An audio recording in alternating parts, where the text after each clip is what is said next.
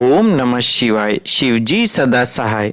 ओम नमः शिवाय। गुरुजी सदा सहाय। जय गुरुजी संगत जी। गुरुजी द्वारा स्वयं ब्लेस किए गए चैनल गुरुजी टुडे ब्लेसिंग्स में आपका स्वागत है। चैनल पर नए हैं तो चैनल को शेयर करें और सब्सक्राइब करें और साथ में लगे बेल आइकॉन के बटन को प्रेस करके ऑल पर क्लिक कर दें ताकि डेली अपलोड होने वाले बड़े मंदिर वाले प्यारे से गुरुजी के सत्संग और ब्लेसिंग संगत जी आप तक पहुंच सके। अपना सत्संग गुरुजी के प्यारे से चैनल पर अपलोड करवाने के लिए आप डिस्क्रिप्शन बॉक्स में दिए हमारे व्हाट्सएप नंबर पर अपना सत्संग ऑडियो या वीडियो किसी भी फॉर्मेट में हमें भेज सकते हैं। जय गुरु जी। आज का सत्संग संगत जी बहुत प्यारा और ब्लेस सत्संग है और मैं सही बताऊं ये सत्संग ना हर पेरेंट्स को सुनना चाहिए। ये शायद महाराज ने इसीलिए ही भेजा है कि ये मैसेज हर पेरेंट्स तक पहुंचना बहुत ज़रूरी है। सत्संग को ज़्यादा से ज़्यादा शेयर कीजिएगा। और सत्संग हमारे साथ शेयर किया दिल्ली से विशाखा आंटी जी ने। हाँ जी, दिल्ली से विशाखा आंटी जी ने सत्संग हमारे साथ शेयर किया। मैं दिल से उनका शुक्राना करता हूँ कि उन्होंने गुरु जी से आज्ञा लेकर गुरु जी के इस प्यारे से चैनल पर अपना सत्संग शेयर किया। चलिए सत्संग स्टार्ट करते हैं। जय गुरु जी। जय गुरु जी। शुक्राना गुरु जी। अनंतम अनंतम शुक्राना गुरु जी महाराज। शुक्राना नारंग अंकल। मैं विशाखा दिल्ली से। मैं आज अपना एक शुक्राना सत्संग जो भी रिसेंटली मेरे साथ हुआ शेयर करना चाहती हूँ संगत जी के साथ। उससे पहले मंत्र जाप। ओम नमः शिवाय शिव जी सदा सहाय। ओम नमः शिवाय गुरु जी सदा सहाय। ओम नमः शिवाय शिव जी सदा सहाय। ओम नमः शिवाय गुरु जी सदा सहाय। संगत जी ये सत्संग अभी परसों का ही, आज 17 मई है। 15 मई को CBSE का 12th क्लास का रिज़ल्ट आया तो मेरा बेटा भी 12th क्लास में था। तो उसके ग्रुप के में 5-6 बच्चे थे जो ये लोग ख़ास दोस्त थे। तो उसमें से बाकी सब बच्चे तो पास हो गए। एक लड़की थी जो उसको कंपार्टमेंट आ गई। तो कंपार्टमेंट आ गई तो उसके घर में उसके पापा ने उसको डांटा और उसका बड़ा भाई भी है, एक बहुत स्ट्रिक्ट है। तो उसने उसे शायद मारा, मतलब वो मार देता है किसी भी बात पे। तो क्या हुआ, वो लड़की अगले दिन घर छोड़कर चली गई। अगले दिन दोपहर में ही घर छोड़कर चली गई। अब उनके घर से सारे दोस्तों के पास फ़ोन आ रहे थे, हमारे पास भी फ़ोन आया दिन में कि क्या वो वहाँ आई है या आपको बताया कहीं गई है। मेरे बेटे से पूछा कि बेटा कुछ बोल कर गई क्या कि मैं वहाँ जा रही हूँ यहाँ जा रही हूँ। तो कुछ नहीं पता था मेरे बेटे कि उसने किसी को फ़ोन नहीं किया था, किसी दोस्त को नहीं पता था वो कहाँ गई। अब उसके घर वाले काफ़ी परेशान, 2-3 बार फ़ोन किया था, पूरा दिन ढूंढते रहे और जब शाम तक वो नहीं मिली तो फिर उन्होंने पुलिस में कंप्लेन लिखाई। अब पुलिस में कंप्लेन लिखाई तो पुलिस वालों ने भी पूछा कि आप उनके कोई ख़ास दोस्त हैं तो उनको शायद पता हो तो सबके नंबर वगैरह दो। अब हमारा भी नंबर दिया गया तो हमारे पास पुलिस का 12 बजे 12:30 बजे फ़ोन आया। तो वो पूछने लगे कि आपको पता है क्या भाई कहाँ गई है, कुछ भी आइडिया हो, कुछ आप बता सकते हो तो बता दो कि कहाँ जा सकती है। एक्चुअली वो लड़की ऐसी थी कि वो घर से ना संगत जी कहीं निकलती नहीं थी। वो सिर्फ घर से स्कूल और स्कूल से घर आती थी। तो घर वाले वैसे ही डर रहे थे कि उसे कहीं रास्ता भी नहीं पता, कुछ भी नहीं। और तो इसीलिए वो लोग बहुत ज़्यादा परेशान थे। पुलिस वाले भी उसे ढूंढते रहे रात भर। अब मेरे को जैसे पता चला भाई किसी की बेटी है, मेरे घर में भी गुरुजी की 2 बेटियां हैं, तो मुझे तो बहुत टेंशन हो गई कि भाई किसी की बेटी घर से चले गई। तो अब वैसे रात भर बहुत परेशानी होती है भाई, किसी का भी घर में से बच्चा चला जाए।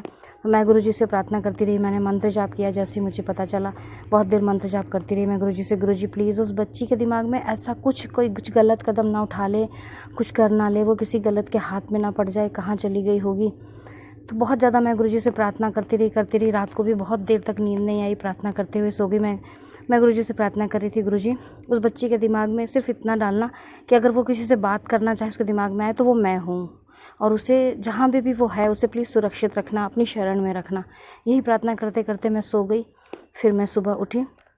एक्चुअली क्या है संगत जी, मेरा जो फ़ोन नंबर है वो मेरा बेटा पहले, क्योंकि उसके पास पर्सनल नंबर नहीं था, मेरा ही नंबर चलाता था, तो उसके सब दोस्तों के पास मेरा फ़ोन नंबर है।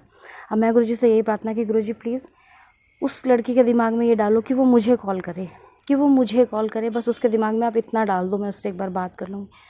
अब संगत जी रात को तो सो गए। सुबह को जब मैं उठी तो 6 बजे ही मैं उठी। मैंने उसके भाई को फ़ोन किया जिनका मेरे पास फ़ोन आ रहा था। मैंने कहा उसका कुछ पता चला? तो उसके भाई ने बोला नहीं आंटी अभी तो कुछ भी पता नहीं चला। बोला आपको भी पता चले तो बताना। मैंने कहा बिल्कुल बेटा, जैसे अगर मुझे कुछ खबर लगेगी मैं बताऊँगी। संगत जी मैं फिर गुरुजी से प्रेयर करने लगी, गुरुजी प्लीज़ उस लड़की के दिमाग में डालो कि वो मुझे कॉल कर ले, किसी को नहीं करना चाहे तो वो मुझे कॉल कर ले। और गुरुजी ने मेरी सुन ली संगत जी। उस लड़की का 8:30 बजे करीब मेरे फ़ोन पे फ़ोन आया।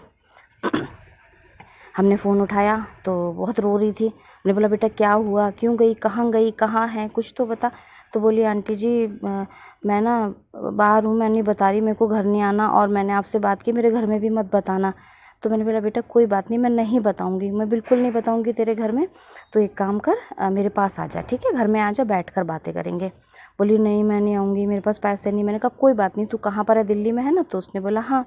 तो मैंने बोला ठीक है, तू जहाँ पर है वहाँ से ऑटो कर मेरे घर पे आ, मैं ऑटो के पैसे दूंगी, लेकिन तू पहले बेटा घर आ, हम बात करेंगे बैठ के। तो संगत जी वो लड़की मान गई गुरुजी की कृपा से, और वो ऑटो करके मेरे घर पे आई। फिर मैंने उससे पहले बिठाया, उसे थोड़ा चाय वाय पिलाई, कुछ खिलाया, रात भर नहीं। मैंने उससे पूछा पहले तो ये बता कि कहाँ गई थी। उसने बोला मैं गुरुद्वारा बंगला साहिब बैठी थी। मैंने कहा जय गुरुजी। गुरुजी ने उस बच्ची को अपनी ही शरण में रखा था रात भर। फिर मैंने बोला क्यों गई थी। फिर उसने बताया कि मेरे जो एक सब्जेक्ट में कंपार्टमेंट आई तो मेरे पापा मुझे बहुत डांट रहे थे, और मेरा भाई तो उस दिन तो आया, मतलब रात में आया था जिस दिन रिजल्ट आया, तो अगले दिन वो सुबह ड्यूटी चला गया। फिर मुझे पता था शाम को आएगा तो फिर वो मुझे मारेगा बहुत, तो मैं डर गई थी, तो मैं इसीलिए मैं घर छोड़ के जा रही थी। उसके दिमाग में और भी कुछ आ रहा था कि मैं मरी जाती हूँ, ये करती हूँ, लेकिन मैंने कहा चलो भगवान का, गुरुजी का बहुत बहुत शुक्र है कि उन्होंने उसके दिमाग में कुछ गलत नहीं आने दिया, और ना ही उसके साथ कुछ गलत हुआ। वो गई एकदम सेफ जगह पे, गुरुजी के ही दरबार में बैठी थी, गुरुजी ने अपनी शरण में उसे रखा था। तो इस तरह फिर जब मैं वो मॉर्निंग में मेरे पास आ गई, मैंने उसे थोड़ी देर बिठाया, तसल्ली दी। उसके घर वालों को मैंने मैसेज कर दिया कि लड़की भाई आपकी बेटी मेरे पास आ गई है, लेकिन आप लोग टेंशन मत लो। तो वो कहने लगे हम आते हैं उसे लेने। मैंने कहा नहीं आप लोग नहीं आओगे प्लीज़, वो आपको देखेगी फिर कहीं जाने लगी या कुछ करने लगी तो भाई हम परेशानी हमको भी आपको भी सबको होगी। एक काम कीजिए, मैं आप लोग थाने पहुँचिए, किस सेक्टर में आपने रिपोर्ट लिखाई थी मैं भी वहीं पहुँचती हूँ, बच्ची को लेकर के वहीं बात करेंगे पुलिस वालों के साथ सामने। तो इस तरह संगत जी फिर मैं उस बच्ची को लेकर के पुलिस थाने गई। वहाँ पे पुलिस वालों ने उससे पूछा क्यों गई थी, कैसे गई थी। उसके घर वालों को भी फिर बुलाया और सारा रिपोर्ट ख़त्म करके उससे लिखा के कि अपनी मर्ज़ी से गई थी और अपनी मर्ज़ी से वापस आई हूँ। इस तरह से ये केस खत्म हुआ। उसके घर वालों के पास लड़की सही सलामत पहुँच गई। तो इसमें गुरुजी का बहुत बहुत शुक्राना संगत